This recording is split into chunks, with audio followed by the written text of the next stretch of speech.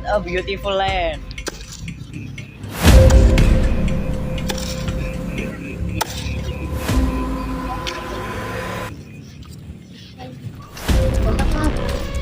Halo, selamat datang di tanah kami. Ya, terima kasih telah menyambut kami. Kami di sini ingin berdagang dengan rakyat Anda. Dengan senang hati, kami mempunyai banyak hasil bumi di sini.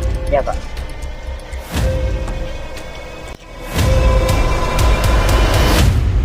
Selama bertahun-tahun mereka melakukan perdagangan rempah-rempah, Belanda masih belum puas. Seiring berjalannya waktu, muncul rasa keserakahan dan keinginan memiliki lebih banyak keuntungan. Lalu muncullah akal licik dari pihak Belanda. Mereka mendirikan VOC dan ingin memonopoli perdagangan Nusantara. Tanah ini sangat kaya akan hasil bumi. Bagaimana kalau kita melakukan kerjasama dengan mereka? Ide yang bagus. Kita bisa dapat menjualnya kembali dengan harga yang sangat tinggi.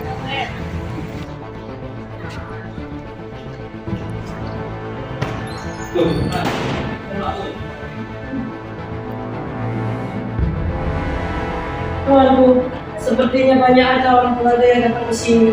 Sepertinya mereka akan mendirikan sebuah perusahaan dagang di sini. Selagi mereka baik pada kita, berikan mereka izin dagang. Akhirnya, pada tahun 1602, didirikanlah sebuah perusahaan dagang milik Belanda yang bernama VOC. Pak, Inggris telah mendirikan perdagangan perusahaan India. Hal ini bisa bertambah buruk bagi bangsa ekonomi kita. Apa yang kau rencanakan? Katakan saja. Aku akan mendukung selagi hal ini tidak merugikan bangsa. Hamba ingin mendirikan perusahaan dagang di Nusantara yang akan menguasai jalur perdagangan di Laut Asia Timur, serta memonopoli perdagangan mereka untuk meraup keuntungan yang lebih besar. Baiklah, aku akan meminta izin kepada Ratu untuk mendirikan Akhirnya, pada tahun 1602, didirikanlah sebuah perusahaan dagang milik Belanda yang bernama VOC.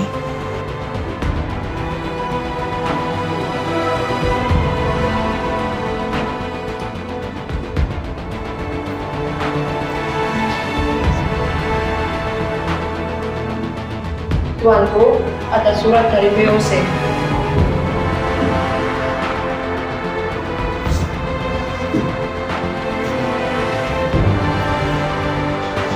Omong kosong apa ini? Akan kepada VOC, aku menolak tawaran mereka.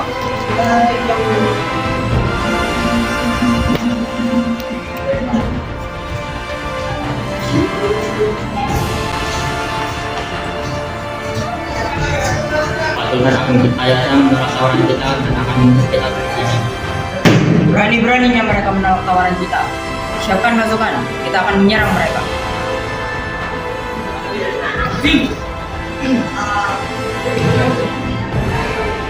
Saya ingin memberitahukan bahwa Sultan Agung Jayasa ingin memberi kekuasaan penuh kepada adik Anda.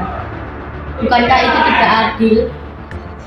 Dari mana kamu mendapatkan informasi tersebut? Apakah saya bisa mempercayaimu? Saja Tuanku, hamba bisa dipercaya.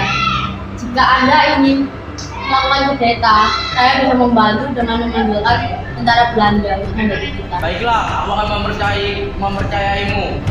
Kalima, siapkan Sultan Haji pun menyerang kerajaan Banten, dan peperangan tersebut dimenangkan oleh Sultan Haji karena bala bantuan VOC sangatlah kuat. Sejak saat itu, bukan hanya Kesultanan Banten, namun hampir semua kerajaan yang ada di Indonesia saling diadu domba, dan Nusantara berada di tangan Belanda.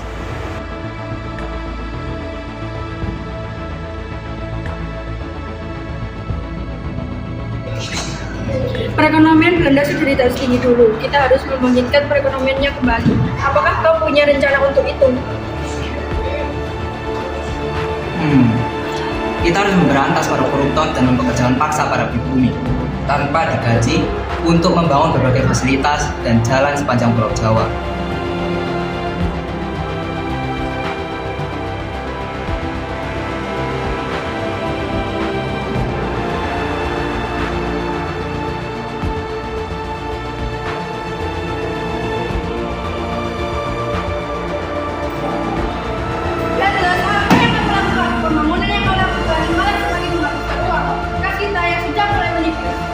Ayolah, aku tidak tahu efeknya akan seperti ini. Aku hanya berusaha untuk memperbaiki keadaan. Baiklah, kau selesaikan pembangunan ini. Untuk selanjutnya, jangan gegabah. Pemerintahanmu hanya tinggal beberapa tahun saja. Selamat, Anda telah menjadi Jenderal Kolonial Belanda yang baru. Terima kasih.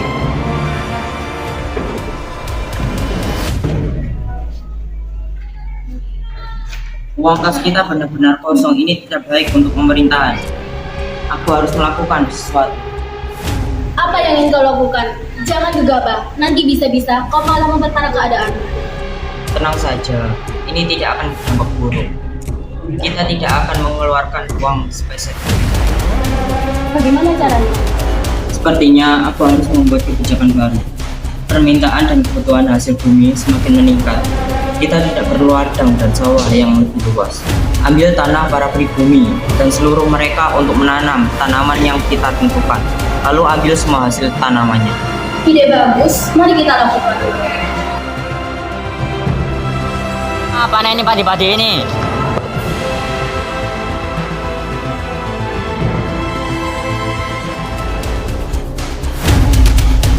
Hahaha, akhirnya rencanaku berhasil. Uang kas kita kembali lagi.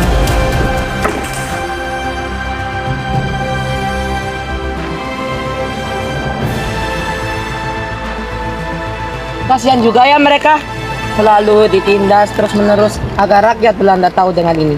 Maka dari itu, aku harus membuat buku tentang semua penderitaan para pribumi di sini. Benar, Edward. Aku akan menghadap teman dan bos untuk kebijakan politik balas budi ini. Aku ikut dengan kalian. Aku akan membebaskan rakyat ini dari terjebak. Baiklah.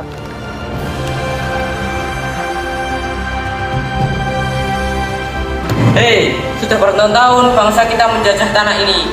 Rakyatnya kelaparan, disiksa, dan yang dicurigai langsung dibunuh. Bukankah sebaiknya kita menerapkan politik balas budi untuk mengganti kerugian masyarakat? Kita akan menerapkan sistem pendidikan, transmigrasi, dan irigasi untuk masyarakat yang lebih sejahtera. Betul. Di mana rasa keadilanmu? Mana rasa kemanusiaanmu? Benar, hapuskan juga kebijakan tanam paksa. Setidaknya, biarkan mereka merasakan apa yang mereka inginkan. Baiklah, baik. Akan kuturuti kemauan kalian. Kalian sangat berisik dengan seluruh prinsip keadilan. Kalian yang menjijikkan. Bodoh! Di mana rasa kemanusiaanmu?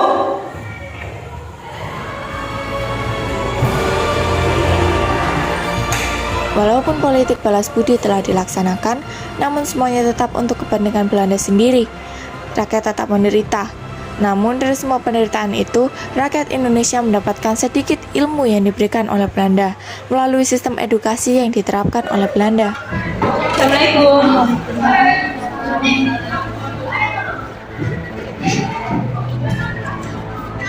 Tujuan saya mengumpulkan kalian semua di sini adalah untuk membahas nasib rakyat Nusantara. Langsung saja intinya, rakyat kita ini bodoh dan mudah ditipu. Oleh sebab itu, bangsa ini mudah saja dijajah selama beratus-ratus tahun. Rakyat kita menderita, disiksa, dan dipekerjakan secara paksa. Oleh karena itu, jika ingin bangsa kita melepaskan diri dari penjajahan, maka rakyat kita harus cerdas dan mengenyam pendidikan. Silakan. Bukankah sekolah dan pendidikan hanya untuk para petinggi, pemerintah Belanda, dan orang-orang kaya? Maka dari itu, kita harus mendirikan suatu organisasi yang mampu mendidik rakyat kita. Bukankah mendirikan sebuah organisasi itu terlalu berisiko dan membahayakan masyarakat yang ikut juga?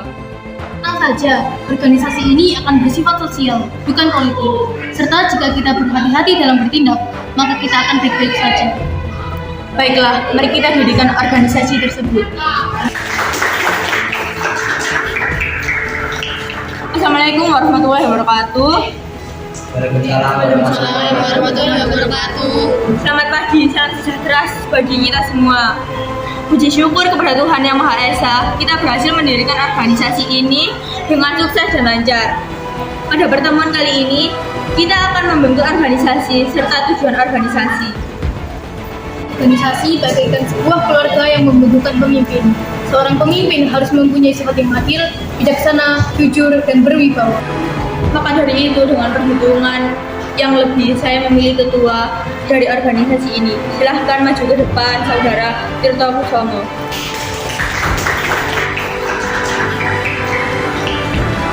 Saya ucapkan terima kasih kepada Dr. Sutomo dan Dr. Wahidin Sudirowisodo yang telah memilih saya untuk menjadi ketua dari organisasi ini.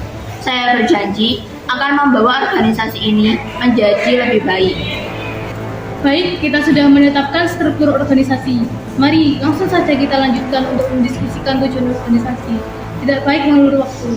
Organisasi ini harus menjadi penyatu seluruh wilayah Nusantara agar perjuangan lepas dari penjajah bersifat umum dan tidak mementingkan kepentingan daerah masing-masing. Baik, mari kita mulai. Silakan menyampaikan pendapat masing-masing. Kami akan menampung dan menyelaraskan pendapat kalian semua. Ingin memberikan pendapat. Organisasi ini dibentuk demi pendidikan rakyat. Jadi sebaiknya tujuan organisasi ini adalah untuk memajukan pengetahuan rakyat. Saya juga ingin berpendapat. Silakan. Saya ingin organisasi kita ini menjadi sebuah partai politik yang nantinya bersifat bermanfaat untuk mengangkat rakyat secara umum, tidak terbatas hanya pada kaum bangsawan saja. Dan saya juga ingin pergerakan kita tidak terbatas di Jawa dan Madura saja, tetapi mencakup seluruh daerah Indonesia. Baiklah, mungkin cukup begitu saja untuk pendapatnya. Dari pendapat yang kita dapat, maka saya akan simpulkan, tujuan dari organisasi ini adalah kemajuan yang harmonis antara bangsa dan negara, terutama dalam memajukan pengajaran, pertanian, peternakan, dagang, teknik, industri, dan kebudayaan.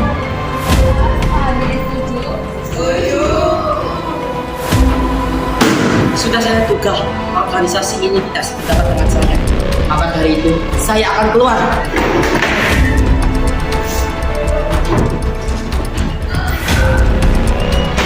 Setelah lama berdiri, Budi Utomo mulai mengalami kemunduran disebabkan oleh munculnya organisasi-organisasi baru seperti Serikat Islam dan Indonesia Partal. Pada tahun 1924, Sutomo mulai tak puas dengan organisasi Budi Utomo.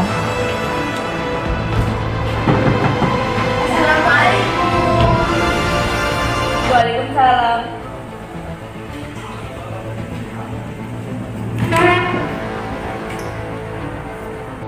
Ada perihal apa Anda memanggil kami ke sini? Saudara-saudara, saya ingin menyampaikan ketidakpuasanku pada organisasi ini. Seiring berjalannya waktu, asas kebangsaan Jawa yang kita miliki ini sudah tidak sejalan lagi dengan asas kebangsaan yang harus bersifat nasionalis. Lalu, apa yang akan kau lakukan? Aku akan memutuskan untuk mengundurkan diri dari organisasi ini. Kamu tidak bisa melakukan ini. Organisasi ini tidak akan berhasil tanpa engkau. Maafkan aku, tapi ini yang terbaik untukku dan untuk organisasi ini. Lebih baik kita bubarkan saja organisasi ini, karena di luar sana masih banyak organisasi yang lebih pantas menjalankan visi misi kita. Baik, kami setuju. Budi Utomo menjadi motivasi bagi para pemuda terpelajar untuk mendirikan organisasi pemuda demi kesejahteraan bangsa dan rakyatnya. Hingga pada tahun 1915 sampai dengan 1927, muncullah organisasi-organisasi kepemudaan lainnya. Sejak saat itu, mulailah muncul berbagai organisasi baru seperti Jong Sumatran Pon, Jong Ambon, Jong Minahasa, Jong Cilebes, Sekar Rukun, Jong Betawi, dan Jong Batakspon. Hei, kita kan tergolong pemuda terpelajar. Bagaimana jika kita mendirikan sebuah organisasi untuk masyarakat? Dengan ini, kita bisa berbagi ilmu kepada masyarakat semua. Idemu bagus juga. Tetapi masih banyak orang-orang yang tidak mau menerima orang yang berasal dari suku lain. Jadi sebaiknya kita khususkan organisasi ini untuk para pemuda Jawa saja. Siapa kemudian? Benar, serta jika satu organisasi ditunjukkan untuk seluruh Nusantara, maka konsentrasinya akan terpecah. Nah, hal ini berarti kalian semua sependapat, bukan? Apakah kalian setuju untuk mendirikan organisasi ini? Saya setuju. Assalamualaikum warahmatullahi wabarakatuh. Waalaikumsalam warahmatullahi wabarakatuh. Pada kesempatan kali ini, saya mengumpulkan kalian semua untuk membentuk sebuah organisasi yang dapat menyatukan seluruh pemuda Jawa. Visi pertama kita, Visi kita untuk organisasi ini adalah sakti berarti kekuasaan dan kerjasama, budi berarti bijaksana, dan bakti berarti kasih sayang. Dari visi tersebut dapat kita lihat bahwa tujuan organisasi ini adalah mempererat persaudaraan, menambah pengetahuan dan membangkitkan bahasa dan budaya. Organisasi ini akan bernama Trikoro Dharma, yang berarti 3 tujuan mulia sesuai dengan 3 visi dan tujuan kita. Apakah hadirin semua setuju? Halo bang, apa kabar? Gimana? Lama gak ketemu rek? Iya baik. Kamu ikut organisasi Trikoro Dharma kan? Iya. Kenapa? Jadi gini mas, saya kan sukunya dari luar Jawa ya, saya kan suku Ambon. Jadi saya itu nggak bisa ikut Trikoro Dharma karena itu cuma bisa untuk orang Jawa. Nah kamu bisa nggak sih bilangin ke ketuamu kalau misalnya orang luar Jawa itu bisa masuk organisasi itu? Pas banget ini. Trikoro Dharma katanya ada kongres di mana? Ya wis untuk tak omong ya Pak Sati mana. Oh, suwun yo Mas. Nggih, suwun. Wis ngono tok ya tak balik ya. Assalamualaikum warahmatullahi wabarakatuh. Waalaikumsalam warahmatullahi wabarakatuh. Salam sejahtera bagi kita semua. Pada kesempatan yang indah kali ini, saya sebagai ketua sekaligus pendiri organisasi ini secara resmi membuka kongres organisasi Trikoro Dharma. Pertemuan kali ini akan membahas bagaimana perkembangan dari kemajuan organisasi ini. Silakan bagi ada yang ingin memberi masukan untuk perkembangan organisasi ini. Saya ingin memberikan masukan. Silakan anak. Seiring perkembangan zaman, sepertinya organisasi ini harus mulai menerima pemuda-pemuda lainnya yang berasal dari luar Jawa, sehingga kita bisa mempelajari lebih banyak tentang sistem pendidikan yang ada di luar Jawa.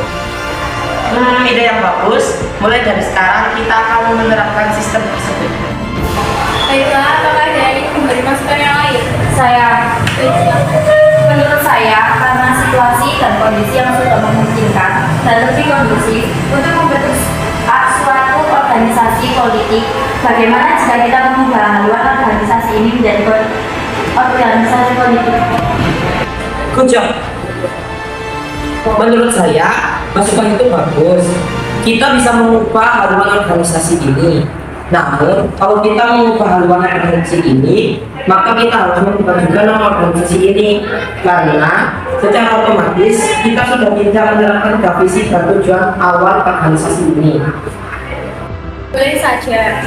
Saya mengusulkan agar nama organisasi ini tetap mengandung unsur Jawa karena sejatinya organisasi berintikan pemuda Jawa. Maka dari itu, organisasi ini akan dinamakan Jawa. Brilian. Maka dari itu akan saya simpulkan hasil dari pertemuan kali ini. Pertama, organisasi ini akan terbuka untuk umum. Kedua, organisasi akan mulai terjun ke dunia politik. Terakhir, organisasi ini akan mengubah nama menjadi Jogjawa. Apakah semua setuju? Setuju.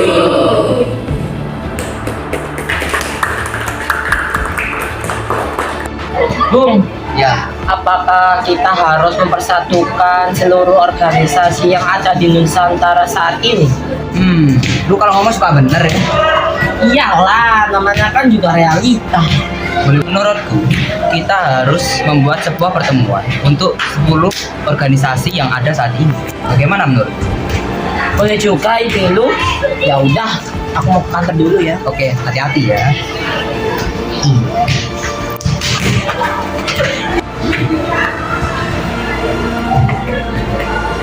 Assalamualaikum, Bu. Ada masalah apa kamu kesini? Bu, sudah banyak organisasi kepemudaan lainnya yang baru dibentuk saat ini. Kita harus membuat rencana agar semua pemuda di Nusantara bisa bersatu tanpa membedakan apa organisasi dan suku asli mereka. Kata-katamu itu benar, tapi sangat sulit mengumpulkan seluruh organisasi yang ada dalam satu pertemuan. Tenang saja, Bu. Aku mengurus semua itu kok. Baiklah kalau memaksa, bagaimana rencana cemerlangmu untuk itu? Kamu nanya, Bagaimana kalau kita mempertemukan seluruh organisasi kepemudaan yang ada saat ini dengan masing-masing organisasi mengirimkan perwakilan untuk mengikuti pertemuan ini? Ide bagus. Kalau begitu, kirimkan surat kepada masing-masing organisasi. Kita akan melakukan kongres pemuda. Baik, Bu.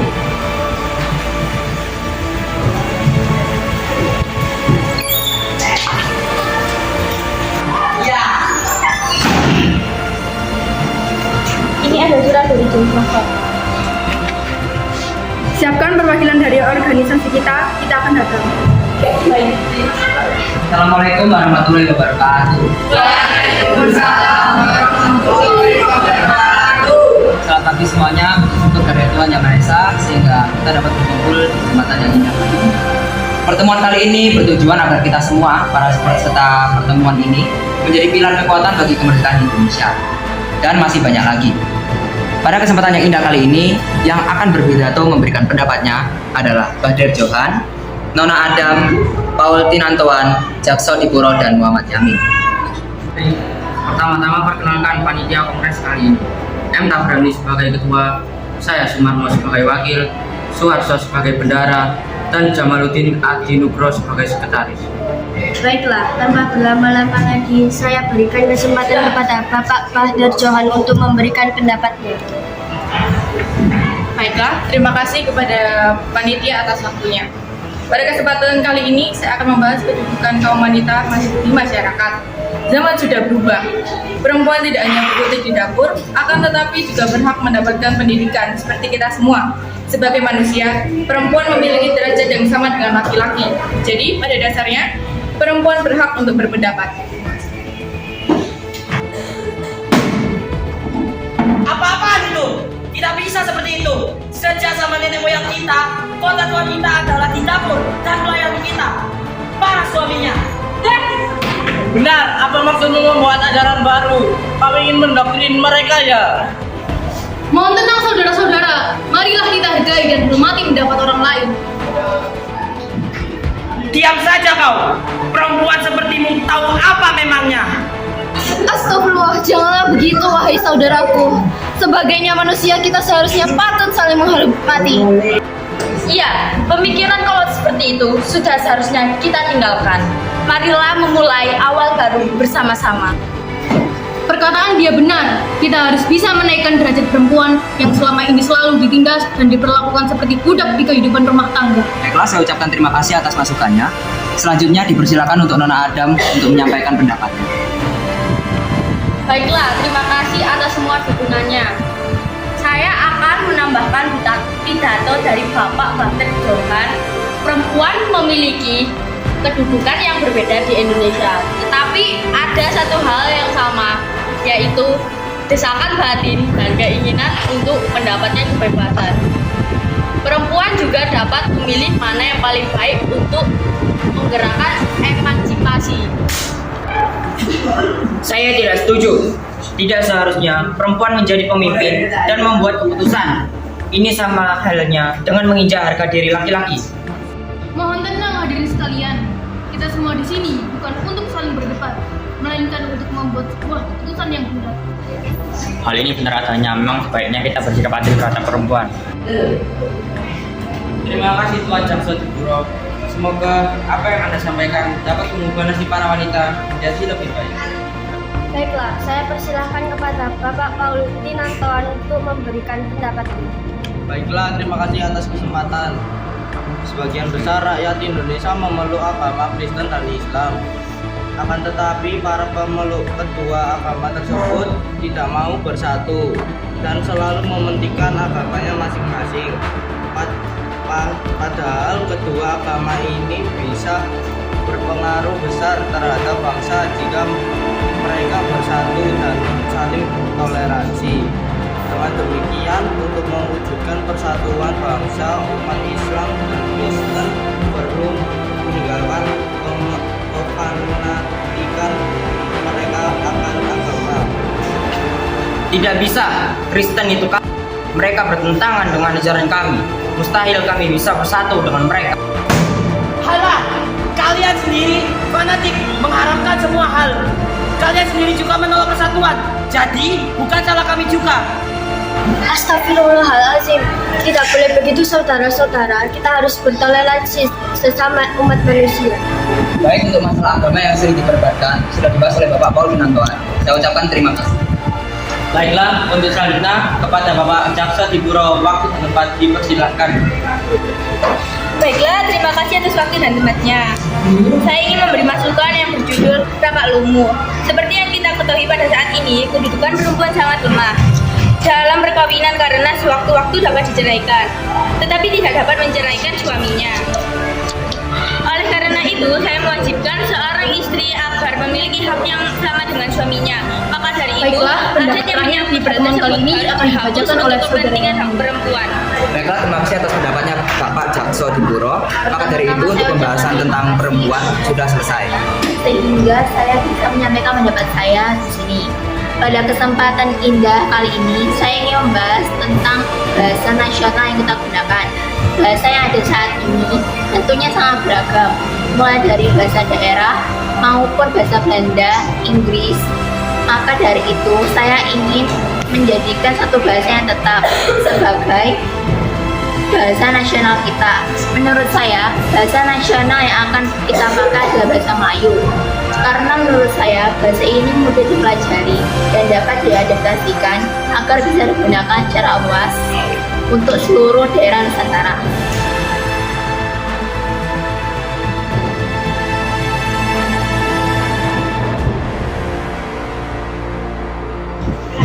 Baiklah, maka dari itu pertemuan kita pada hari ini telah selesai. Dapat saya simpulkan Terima hasil dari kasih pertemuan atas kita hari pendapatnya, ini. Saudara Pertama, Erwin. penetapan beberapa Maka hak dari wanita ini, agar memiliki bahasa derajat yang nasional sama kita dengan adalah laki-laki. bahasa Melayu. Kedua, Untuk kemersatuan agama Islam dan Kristen di Nusantara agar tidak terjadi perpecahan lagi akibat perbedaan agama.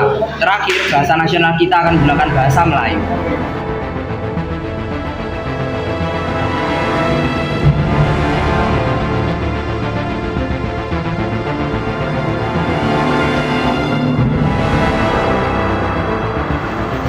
Maka dari itu, pertemuan kita kali ini resmi ditutup. Wassalamualaikum warahmatullahi wabarakatuh.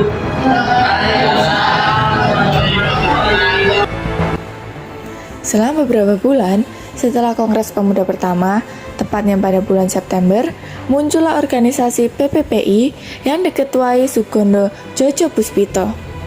Mereka mengusulkan diadakannya Kongres Pemuda II. Kongres Pemuda 1 telah diadakan beberapa tahun yang lalu. Tak dapat dipungkiri bahwa kongres ini gagal untuk mewujudkan cita-cita persatuan pemuda secara nyata. Hal ini berarti kita harus mengadakan kongres kedua agar persatuan dan kesatuan dapat benar-benar terwujud. Dan bagaimana jika kita membuat suara yang menjadi landasan tempat dengan ini, persatuan dan kesatuan pemuda akan lebih mudah untuk diraih. Nah, mari kita sebarkan informasi ini kepada organisasi-organisasi lain. Ya, lebih cepat untuk diraih.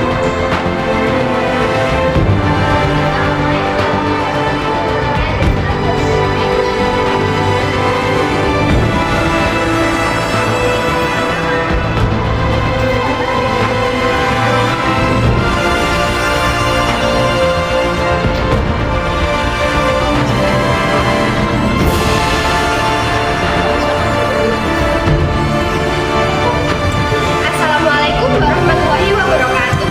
Waalaikumsalam warahmatullahi wabarakatuh. Selamat pagi semua, salam sejahtera bagi kita semua. Pada kesempatan yang indah kali ini, saya selaku Ketua Kongres dan perwakilan dari PPPI secara resmi membuka Kongres Pemuda II. Saya berharap Kongres ini dapat memperkuat semangat persatuan dalam sanubari kita semua, sanubari pemuda. Pertama-tama saya akan memperkenalkan panitia kongres pada kali ini. Saudara Sugondo Jojo Puspito sebagai ketua kongres, saya Joko Umar Said sebagai wakil ketua, dan Muhammad Yamin sebagai sekretaris, serta Amir Syarifuddin sebagai bendahara. Baiklah, sebagai orang pertama yang memberikan pendapatnya, di Silakan Saudara Muhammad Yamin. Baik, terima kasih atas waktunya. Negeri ini penuh dengan keberagaman dan bahasa merupakan salah satu bagian dari keberagaman tersebut. Oleh karena itu, kita harus menentukan satu bahasa untuk dijadikan bahasa pemersatu kita semua. Dan menurut saya, bahasa Melayu dapat kita jadikan sebagai bahasa pemersatu. Karena bahasa Melayu mencerminkan kepribadian rakyat kita, yakni sederhana, dan ejaannya juga tidak serumit bahasa Belanda atau bahasa daerah lainnya. Bahasa itu sangat amat penting, karena bahasa merupakan salah satu faktor yang bisa memperkuat persatuan Indonesia, serta memahami satu sama lain. Menjadi unsur yang paling penting dalam menciptakan sebuah persatuan. Persatuan dan kesatuan merupakan hal yang penting dalam meraih kemerdekaan. Karena oleh itu, jika kita ingin merdeka dan melepaskan diri dari cengkraman penjajah, kita harus menyatukan perjuangan pergerakan menjadi satu persatuan yang jelas dan utuh demi tujuan nasional. Ada 5 faktor yang bisa memperkuat persatuan Indonesia, yakni 1. Sejarah, 2. Bahasa, 3. Hukum adat, 4. Pendidikan, dan kelima kemauan. Saya memiliki usulan bagaimana jika nama kita diganti menjadi bahasa Indonesia sesuai dengan nama bangsa kita. Aja, itu lebih baik. Baik, selanjutnya silakan Saudara Purnomo Wulan dan Saudara Mangun Sarkoro. Seorang anak merupakan masa depan bangsa dan harapan satu-satunya kedua orang tua. Seorang anak harus mendapatkan pendidikan kebangsaan agar rasa cinta tanah air dan nasionalisme tumbuh dalam dirinya sejak kecil, serta agar kelak ia akan menjadi seorang yang berkualitas, cerdas, dan dapat membanggakan bangsa, negara, dan keluarganya. Keluarga adalah sumber pendidikan pertama bagi seorang anak. Di rumah, anak diajarkan untuk bersikap sopan, bertutur kata yang halus, dan mengendalikan emosinya. Setelah cukup usia, anak akan mendapatkan pendidikan di sekolah. Di sana, ia akan diajarkan membaca, menulis, dan berhitung. Saat anak tersebut mendapatkan kedua pendidikan ini, maka ia akan menjadi orang yang sukses.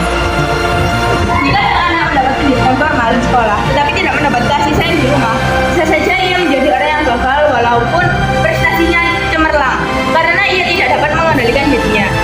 Dan begitu pula sebaliknya, jika sang anak mendapat kasih sayang di rumah tetapi tidak bersekolah, maka ia akan kesulitan di dunia luar. Jadi harus ada keseimbangan antara pendidikan di sekolah dan di rumah.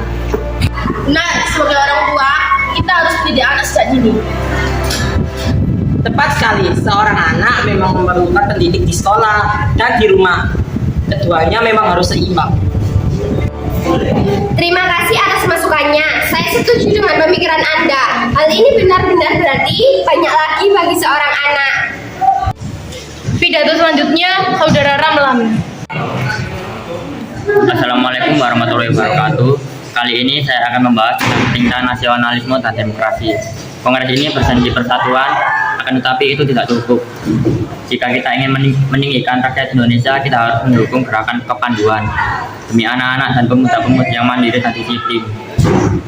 Selain gerakan kepanduan, nasionalisme dan demokrasi juga tak kalah penting agar semua pergerakan yang dilakukan tetap bertujuan demi kejayaan dan kemerdekaan bangsa Indonesia.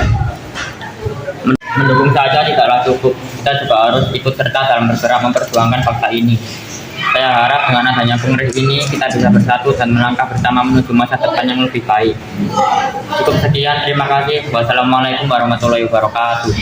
Saya ucapkan terima kasih kepada Saudara Ramlan. Baik, kita telah sampai di sesi terakhir kongres. Dipersilahkan kepada Mr. Sunario. Terima kasih telah memberi saya kesempatan untuk berpidato. Gerakan kepanduan dibutuhkan untuk mendidik anak-anak disiplin dan mandiri sejak dini. Anak-anak yang disiplin dan mandiri merupakan hal-hal yang dibutuhkan dalam perjuangan. Oleh sebab itu, gerakan kepanduan tidak dapat dipisahkan dari pergerakan nasional. Karena secara tidak langsung, gerakan kepanduan membantu jalannya pergerakan nasional yang berlangsung demi kemerdekaan dan kejayaan bangsa Indonesia. Saudara Suhondo, saya memiliki sebuah rumusan resolusi yang elegan. Astaga, inilah yang kita cari dan kita butuhkan. Ini adalah rumusan yang menjadi landasan pemersatu kita semua. Wahai para hadirin sekalian, di penghujung kongres ini kita menemukan sebuah jawaban yang selama ini kita cari, yakni sebuah rumusan yang dapat mempersatukan kita semua. Sebelum penyampaian hasil rumusan, hadirin yang terhormat, perkenalkan Wakil Rudolf Supratman. Ia menciptakan lagu yang dipersembahkan kepada tanah air bangsa Indonesia. Terima kasih sudah diberi kesempatan untuk menyampaikan sebuah karya saya di sini untuk tanah air dan bangsa Indonesia. Karya ini berjudul Indonesia Raya.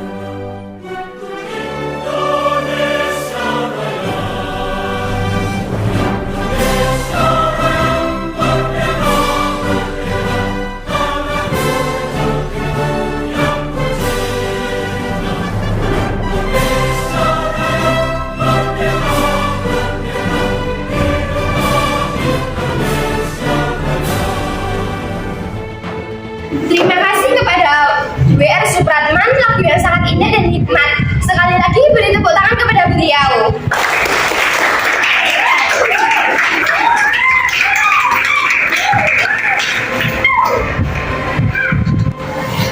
Baiklah, sebelum kita akhiri Kongres Pemuda kedua ini, marilah kita mengucapkan Sumpah Pemuda bersama-sama. Sumpah Pemuda. Sumpah Pemuda. Kami, putra dan putri Indonesia. Kami, putra dan putri Indonesia, Mengaku bertumpah darah yang satu. mengaku bertumpah darah yang satu. Tanah air Indonesia. Tanah air Indonesia. Kami, putra dan putri Indonesia. Kami, putra dan putri Indonesia, Mengaku berbangsa yang satu. mengaku berbangsa yang satu. Bangsa Indonesia. Bangsa Indonesia. Kami, putra dan putri Indonesia. Kami, putra dan putri Indonesia, Menjunjung bahasa persatuan. menjunjung bahasa persatuan. Bahasa Indonesia. Bahasa Indonesia. Every time we say goodbye, they all see that it's a lie. 'Cause we always give it one last try. Yeah, you've watched me break 1,000 times. Now I'm all alone, 'cause you never show. You say you will, but then you don't. That's how it goes. Don't wanna know. I'm turning off my mind so I get by. I just wanna be happy.